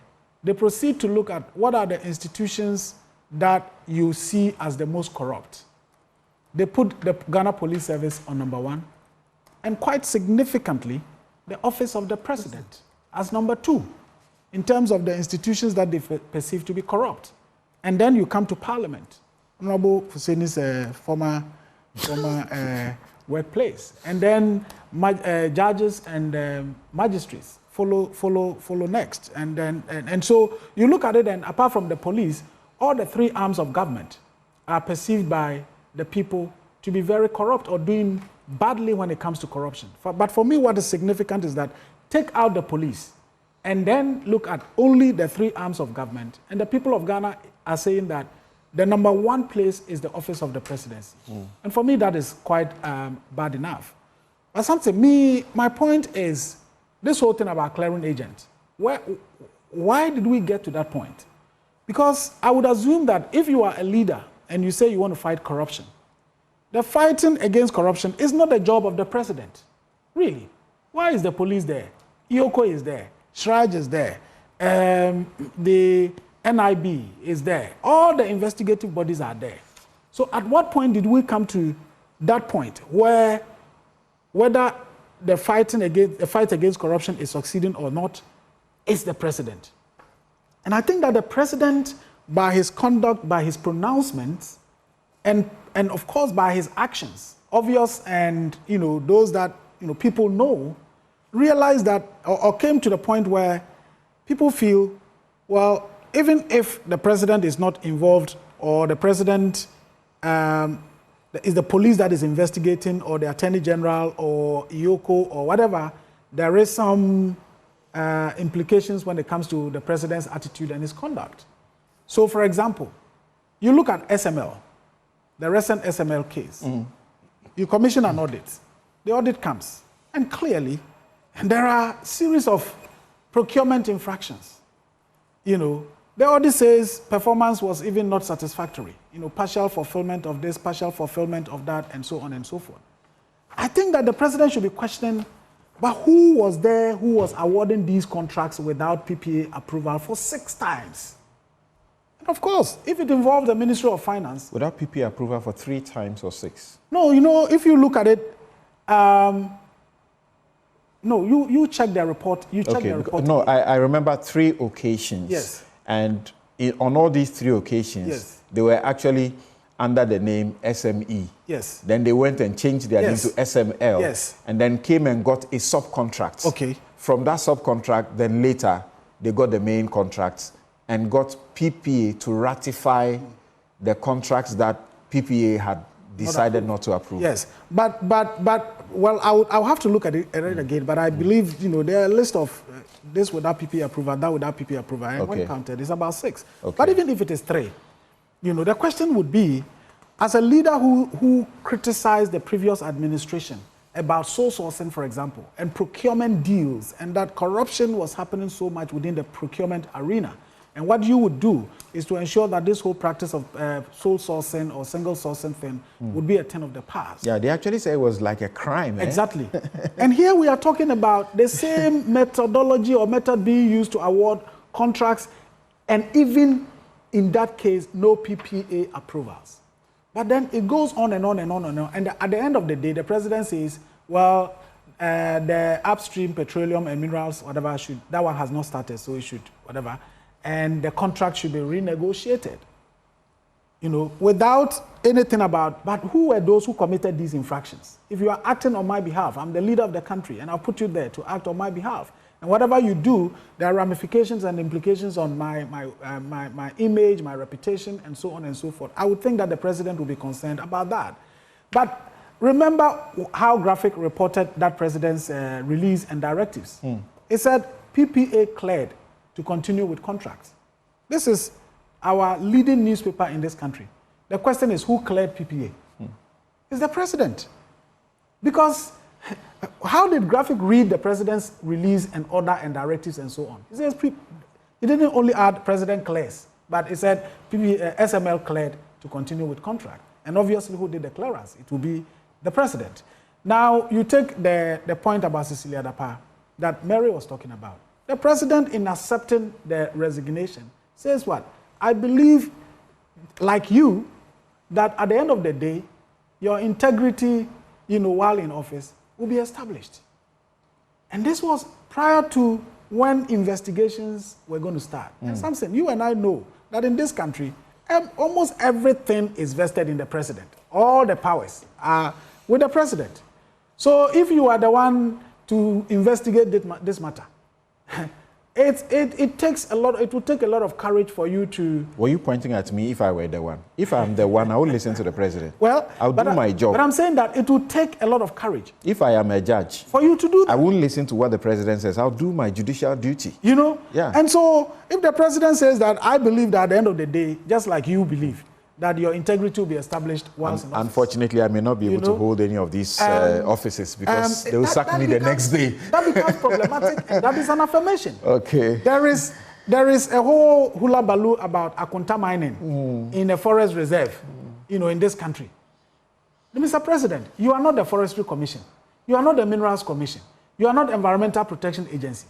Why are you the one to come out and tell the public that Akunta mining is not mining anywhere in this country?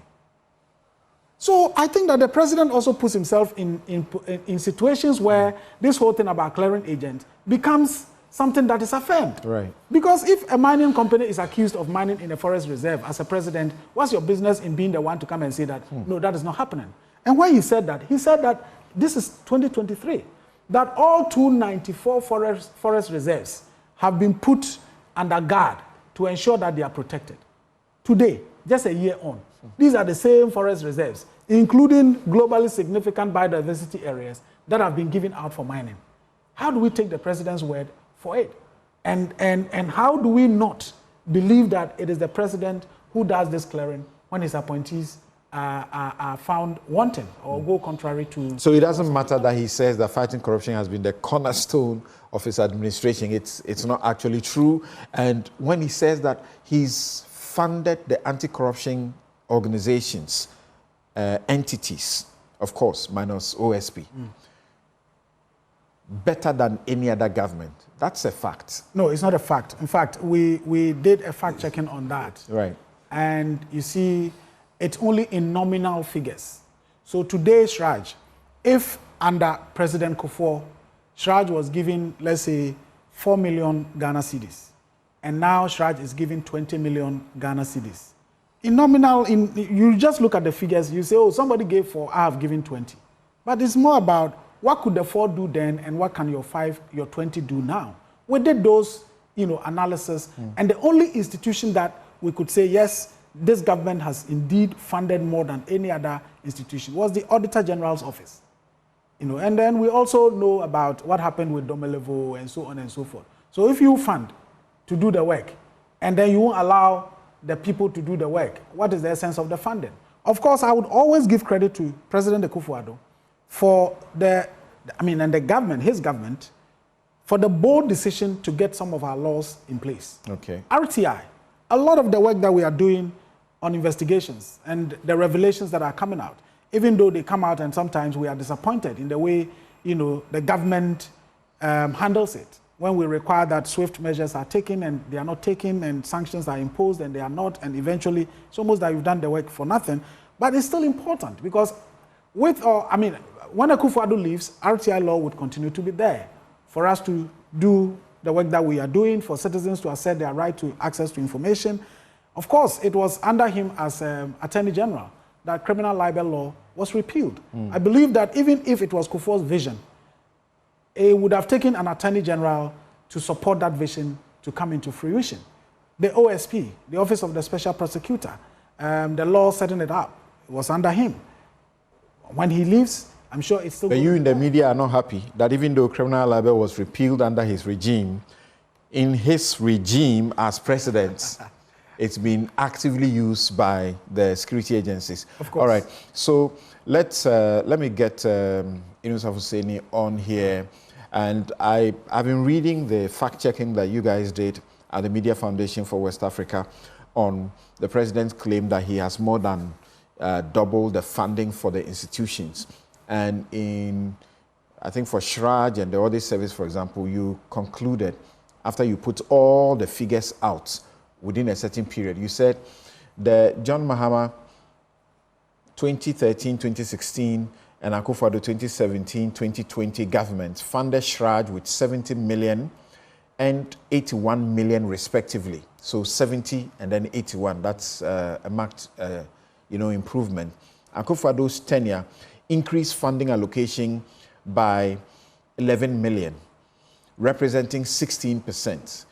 Then you say that the data shows that President Akufo-Addo's government increased funding to the audit service by 29%, and Shraj by 16%.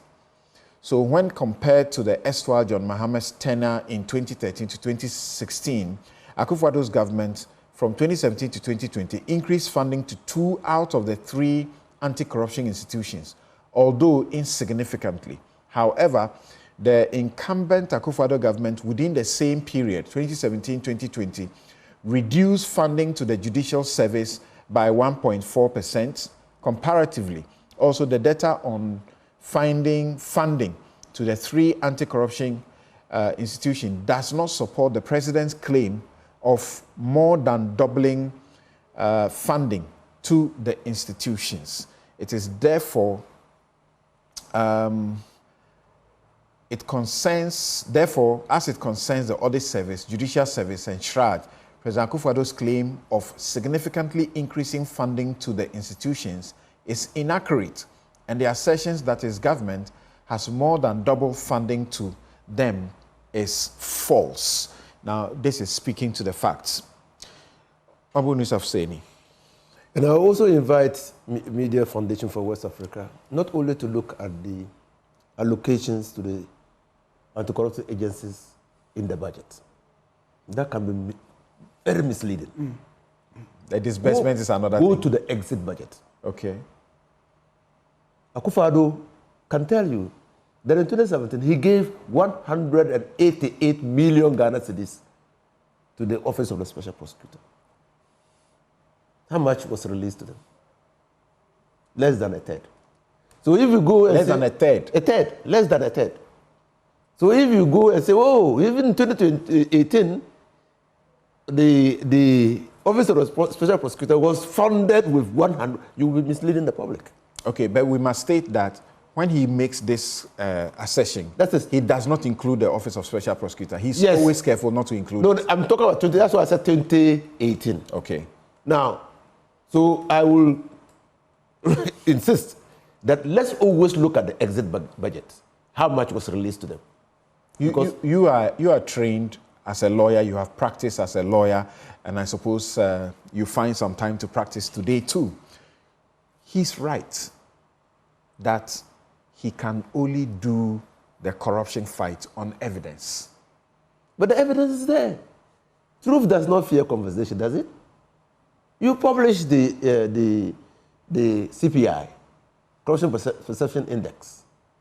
There's evidence that the people of this country are reflecting what they see in the Akufo-Addo's government. That there is a perception of high corruption in the system. And it didn't start yesterday. It started in 2017. If this does not worry Akufo-Addo, I don't know what will worry him. That we, the people of Ghana, are perceiving his government to be very corrupt. Is there nothing wrong with it? And he thinks that we must produce evidence before he will believe us? What about the Afro-Barometer report? Is that not evidence of something fundamentally wrong with his government?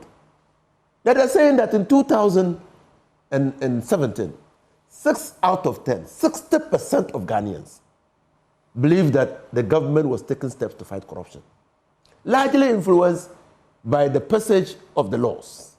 Because if you if you establish the Office of the Special Prosecutor and to deal with corruption and corruption-related offenses, and we know in Ghana, most of our corruption is procurement-related, people are entitled to believe that having set up that institution, they'll fight corruption. So they will perceive you to be taking steps to fight corruption.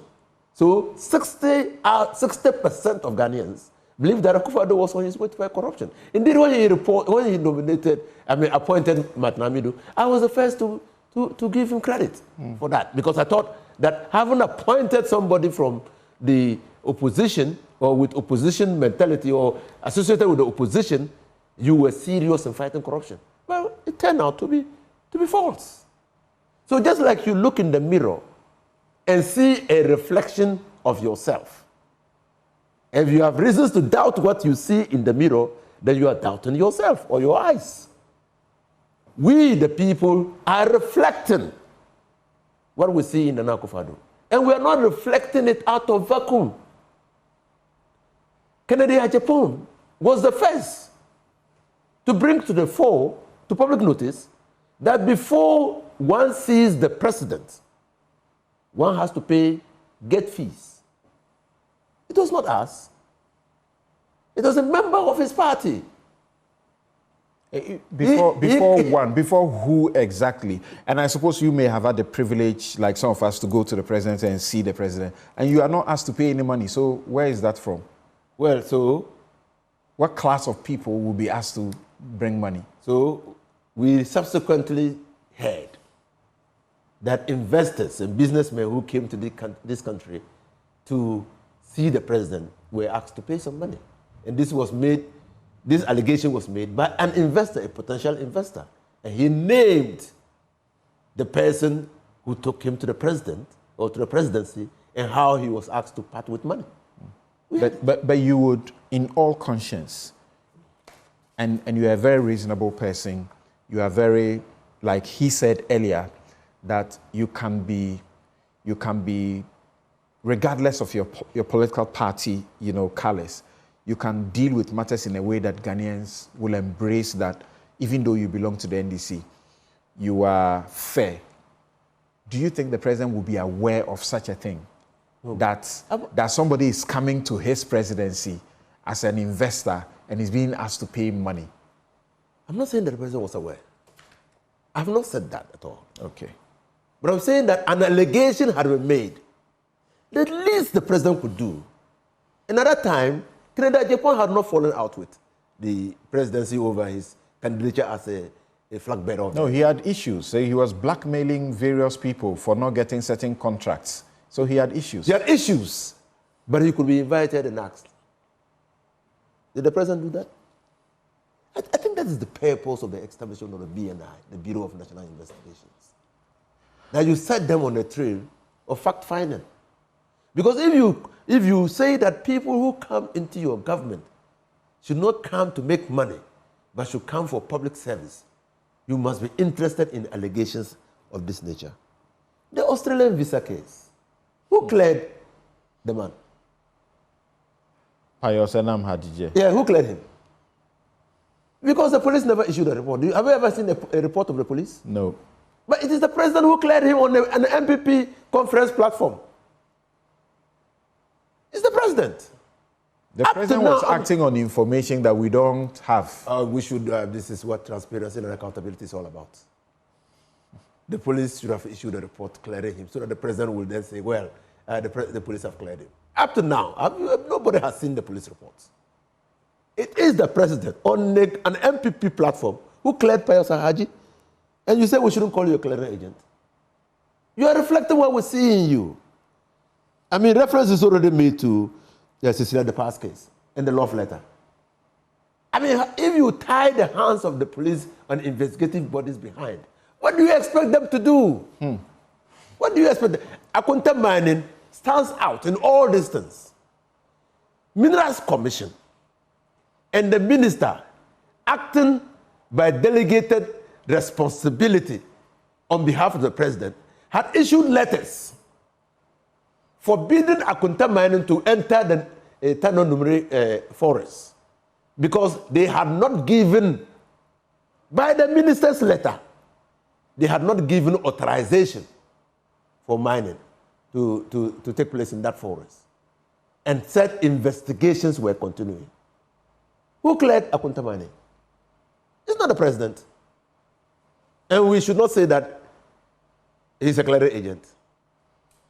No. Okay. It is his action. Ajapadil, the corruption risk assessment conducted by Martin Alamisi Amidu. What did he say about the president? He said that the president is the enabler of corruption in this country.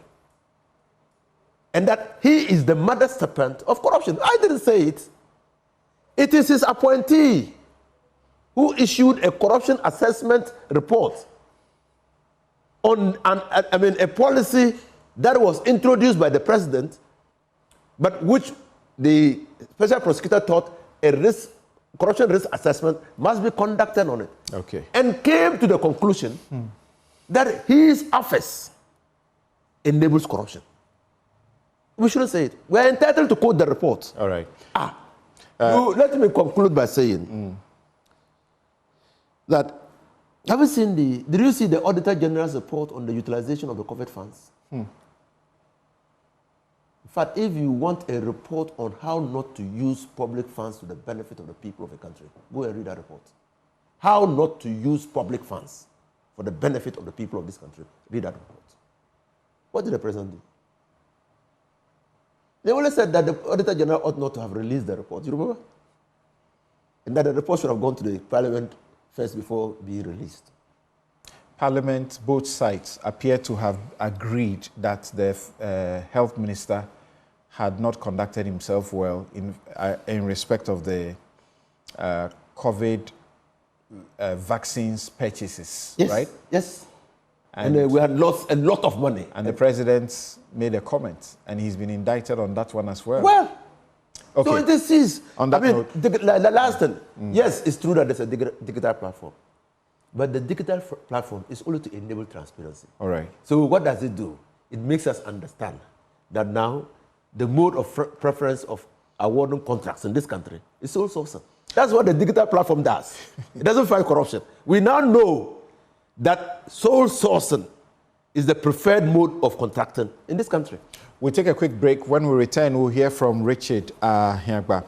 And I'm reminding myself that as far back as in 2019, the Afrobarometer survey had actually found that Ghanaians felt corruption had become normalized, and yet they were scared of reporting for fear of retaliation. We'll be right back.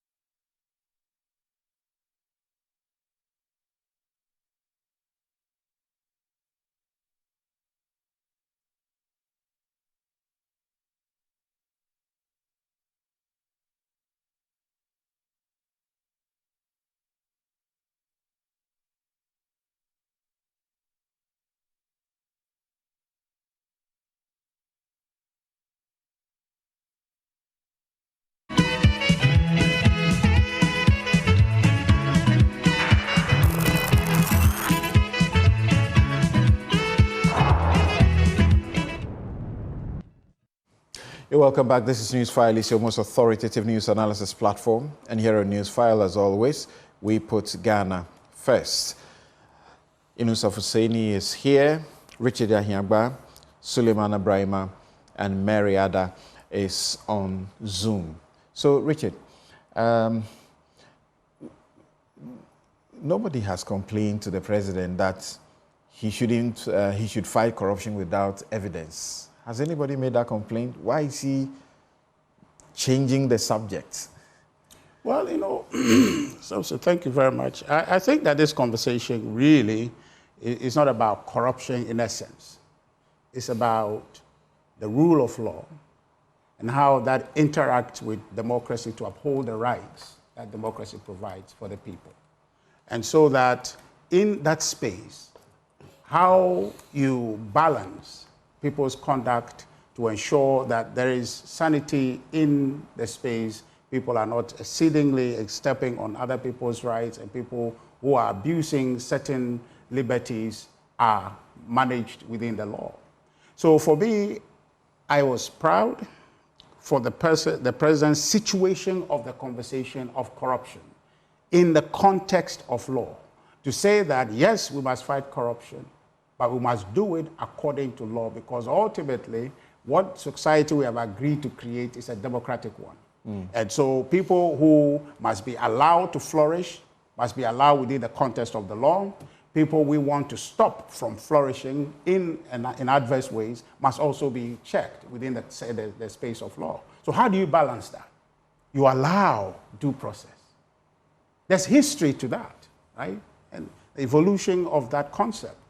For many, many years ago, by the 13th century England, where I think that, long before that, in ancient Greece, where the concept of people's freedom, okay, is guarded, and more or less it crystallizes for me in the 13th century, where in England, the Magna Carta was signed, essentially to curtail the powers of the king and allow for some liberties for the people.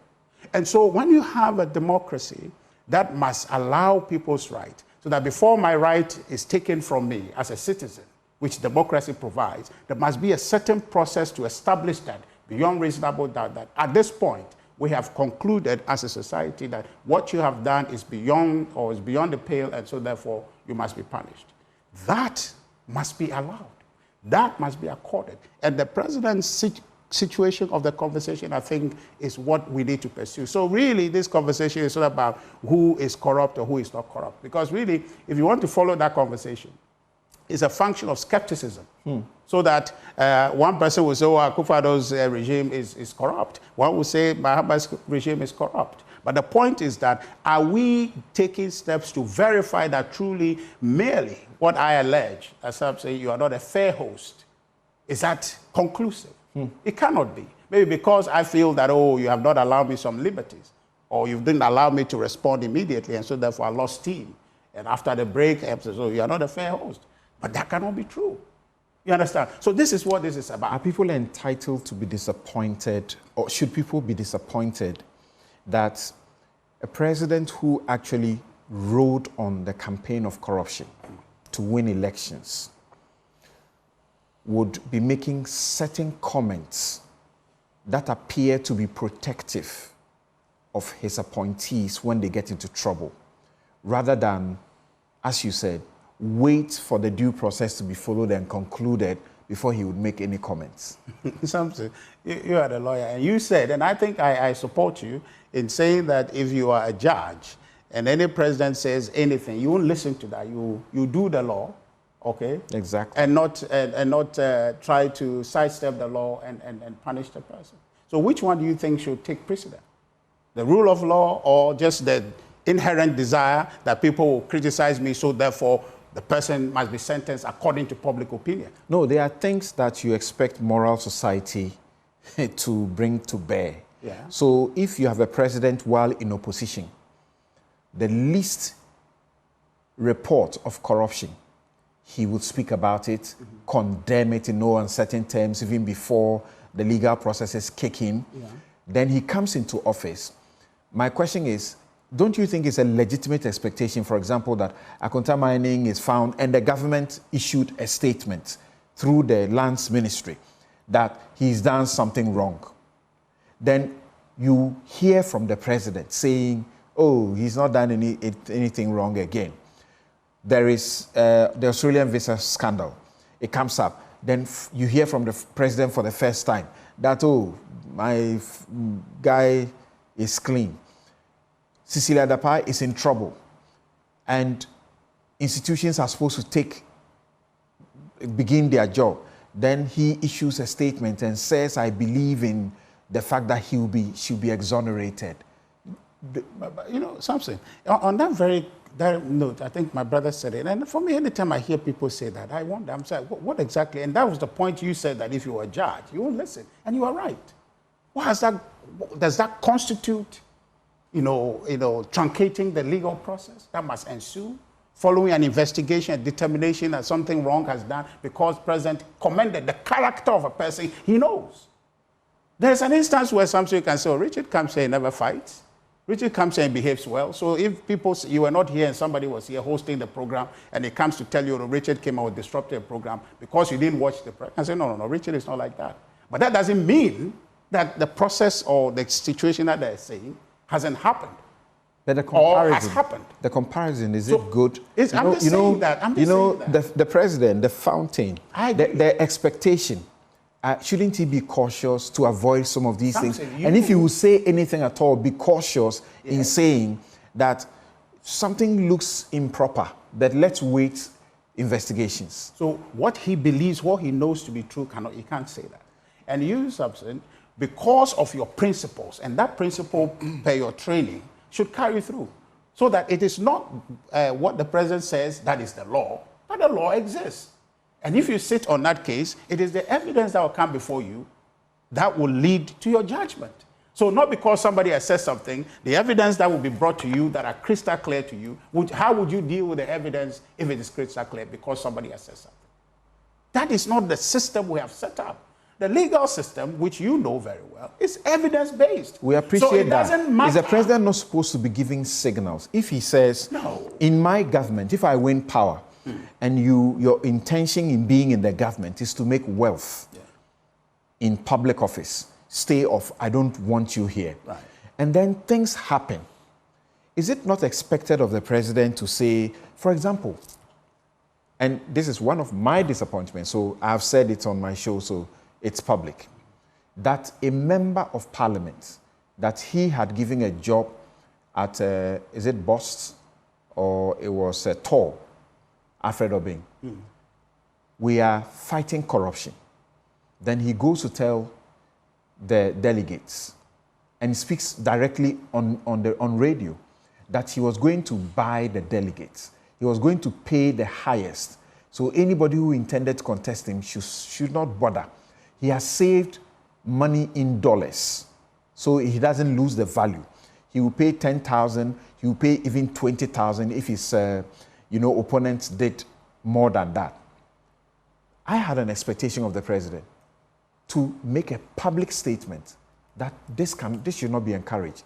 I had an expectation of the party to say, we don't encourage this. That's what I'm saying. I'm not talking about law. What you're saying, but then what the president is saying is not that he has to respond to every comment anybody makes. He's saying that in this country, the major access to ensuring that our society runs in a balanced way is allowing the law to work. So therefore, the institutions that have been set up, IOCO and the rest of them, who are set up to fight corruption, money laundering and the rest of it, they must be activated. In fact, you're not suggesting to us, Samson, or anybody suggesting to us to say that the president must micromanage institutions that are established to do specific jobs. You can't. Where you are seated, you can't micromanage the people in your MCR. Okay? They must do their job. So something like that should be directed. But if we just say that every issue should not go to the president, then essentially what we're saying is that we don't need any institution. The president must be everything else. But that is not the system we have set up. Okay. The point I am making is that this whole conversation about the president is a clearing agent, for me, is a political tag. The substance doesn't, the evidence of the situation we have lived through from 2017 till now has not established that. Okay. I believe, and I think that you should promote that education to say that in order for our society to function normally, we need the law to work. Of course. The rule of law reinforces democracy. It's a mutually reinforcing concept. So you cannot tell me that, okay, because you are obsessed or you have some perceptual disagreement. Richard, if I were president, okay, and my minister is reported to have lost $1 million at home, I will not be quick to say, I trust in the person, they will be cleared. And investigations find up to $1 million plus or so stashed in the person's home. Unless I'm so naive a president, I haven't read enough and I don't know what would have happened in a decent society that a certain amount that a minister keeps in their home, just keeping it in their home, will bring trouble. So what would you do then? I will not say that that minister will be cleared in the end. That's the question. But I'm saying that if you won't say that, what would you say? Perhaps I say nothing. But you have to say something. Yes, but if I have to say something, I will say this is not good conduct. Even though no. You're accusing the person before due process. That's not prejudicial. Conduct, that is not good conduct. I expect that you would put your money in the bank. I have not pronounced that you are guilty of anything. What the president says, he's not exonerated either. Anyway. Because it's very important. You have not given me enough time. The point is that, listen, whichever way you speak, there is a basis to say that, one, you are actually establishing that, oh, she's done something wrong. So if we're assuming that the legal system is pliant, then whatever you say on the negative... No, I think rather the expectation is that his comments should be consistent with his comments when he was not president but opposition leader. But you see, in the instance specifically with what we're talking about, what is the linkage there? He's speaking to the character of somebody he's worked with. It's not on the substance of any allegation. He's saying that we have very limited time now to go to free SHS. Why do you need a law for free SHS? Why do you need a law? Well, the free SHS has been a phenomenal policy, even though it didn't allow me to finish my Please forgive me. The free SHS. So now I'll say you are not a fair host. Yeah, that's the free SHS is a phenomenal policy. A lot of people have benefited. Personally, for me, it's a touch point for me. It's a cornerstone, another cornerstone achievement of Akufo-Addo's presidency. And I am excited that His Excellency Dr. Mahmoud Bawumia has committed that he would pursue the free SHS, ensuring that our children have that access. And I think that it's a fulfillment. The law that is being proposed is designed to activate provisions in our Constitution. I think Article 38(2) or so operationalize that. And so for me, it's proper. Initially, there was concerns that the NDC were opposed to it, but some other readings I see that they say they are not opposed to it. It's good for us. Let's advance in ways that we say that we are pursuing or involved in the evolution of the Fourth Industrial Revolution, and our citizens must be empowered, must be given the minimum level of education to be able to participate effectively. Now, I think that if anybody attains secondary education in Ghana, they have been put on a cusp. Even if they haven't been able to continue after free SHS, any time in their life, if they determine their destiny depends on education or requires education for them to flourish, they can always advance. And at that point, they are matured, they can make that decision for themselves. But for now, the free SHS is a game changer. This government must be commended for it, for how much is put into it. The Constitution in Article 25 is very clear, educational rights. All persons shall have the right to equal educational opportunities and facilities. And with a view to achieving the full realization of that right, basic education shall be free, compulsory, and available to all. Secondary education in all its different forms, including technical and vocational education, shall be made generally available and accessible to all by every appropriate means, and in particular, by the progressive introduction of free education. Why do we need a law? That's the question.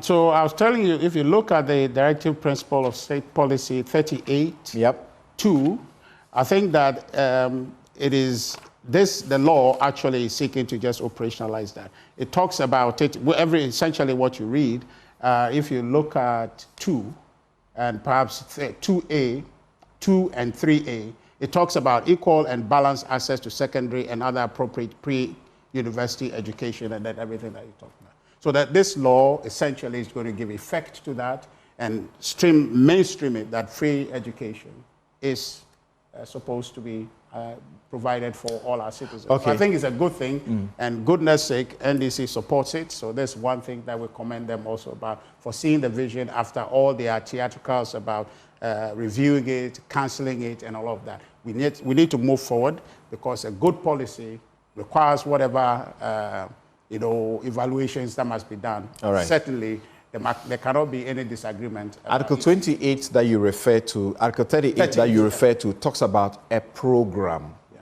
Yes, Yusuf said. So, you have been running it on a program. That's the point I'm making. Among the challenges confronting the free senior high school program, implementation program, is not the list is law, because the Constitution is quite clear that we must progressively introduce free. So there's a constitutional imperative, injunction on government, on the state, to progressively introduce free education in this country. We have implemented various portions of the Constitution by an Act of Parliament. Yes, so I'm saying that an Act of Parliament is good, but it's the list of challenges. Okay. Okay. Now, number 2, there is an African Peer Review Committee recommendation that governments that have about 6 months to leave office should be cautious in introducing legislation into Parliament. You are aware of that? One of the reasons the RTI was shut down by the chairman's in the last before you were. I didn't. You wanted to pass it. I didn't want to even refer to it. The RTI is now a cornerstone of Nana Addo Akufo-Addo, but RTI was shut down in 2016 when it was ready, cooked because it was introduced 6 months to the elections, and so. What happened to the entire agency?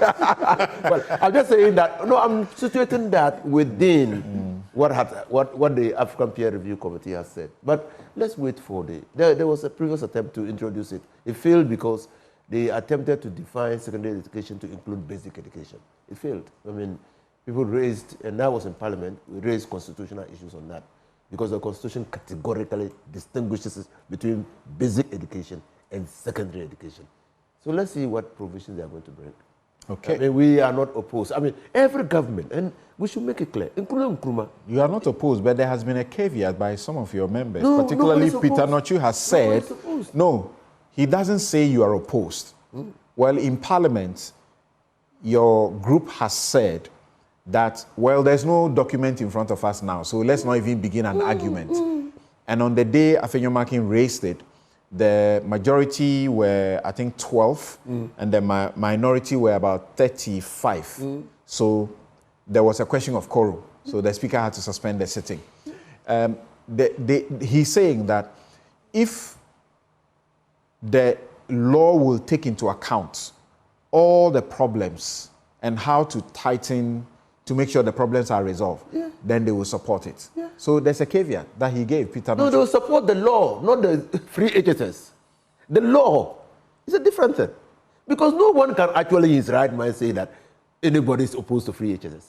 Because every government, since Nkrumah, has implemented some form of free education. That's right. Yes, so who in his right mind will say I'm opposed to it? We're saying that the challenges must be addressed. Okay. And the law, introducing the law, is a list of challenges. So that's why the minority said, if the law will address those challenges, then there's no problem. All right. But the issue raised is the law, not. I think that the idea to say we want to introduce a law for me is a political idea, because look, I mean, even entrenched provisions of the Constitution, when has to be amended are amended. So if the fear is that a new government or a different government may come and say, we don't want free SHS.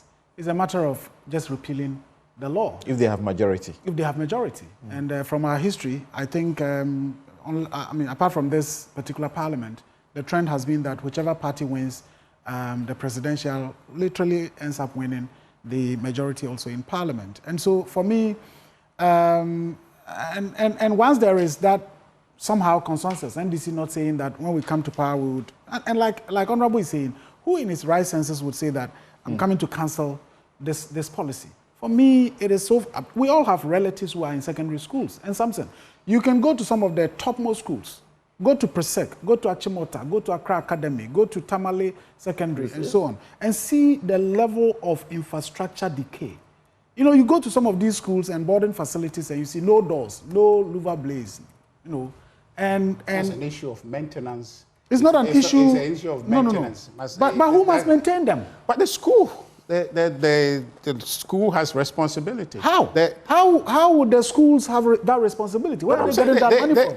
But when under free SHS, even PTAs are bad. All right. PTA dues let's bring on Mary now. Sorry, I have just a minute. Hello, Mary. Yes. Yes. What difference does it make from where you sit? Whether we run free SHS on a program, as it is being done now, or on a law? Something. I'm even surprised that we are having this discussion. As a student of policy, I believe we have done the right things and done the wrong things somehow. If you look at what we did, it was premised on the Constitution, and just like you have mentioned all the directive principles of state policy and chapter 25. And so it's interesting that we are now thinking about a law. And why now? Just close to elections. And like Sule said, if it is thinking about a new government scrapping it, I don't believe so. Because for some of us, we have gone to school and been educated because we were from areas where education was free, and so we benefited from it. So no one would say it shouldn't be, but where it's been implemented, and again, the examples are there to show that it's not been the best. Where we are talking about equity, we are not talking about equality in this sense. Let's see how we can implement this to ensure that we are doing the right thing. If we wanted a law, why didn't we, from the formulation stage, just ensure that we had a law before then we talk about policy and implementation? We have done it the way we want. And so let us look at the challenges, identify these, all agree to tackle them before we think about putting in place a law. And again, we know that if a government does not want it, they don't even have to repeal the law, not to prioritize it. As we speak, implementing development projects based on manifesto. Thank you very much, Mary. And Mary Awalana Ada, Executive Director, Ghana Integrity Initiative. Suleiman Ibrahima is Executive Director, Media Foundation for West Africa. Richard Ahiagba is Director of Communications of the New Patriotic Party. Yunus Afuseni is lawyer and former MP Tamale Central and was Minister also. I'm Samson Lardy. My outfit, as always, is by Konati Clothing. They are at the Adenta Shopping Center. Adenta Down. You can call them 0244 676732. 676732. And the promotion is still on. 10 to 15% discount if you are making orders for Father's Day or the Adol Fitr or Adha, rather. Thank you very much. Tomorrow, join me on my favorite show, The Law, as we speak about procurement, what the procurement law was set up to do. Kobina Atabedu is a procurement expert, and Michael Kofi Kwashi is also a procurement expert. At 2 p.m. tomorrow. Have a good afternoon.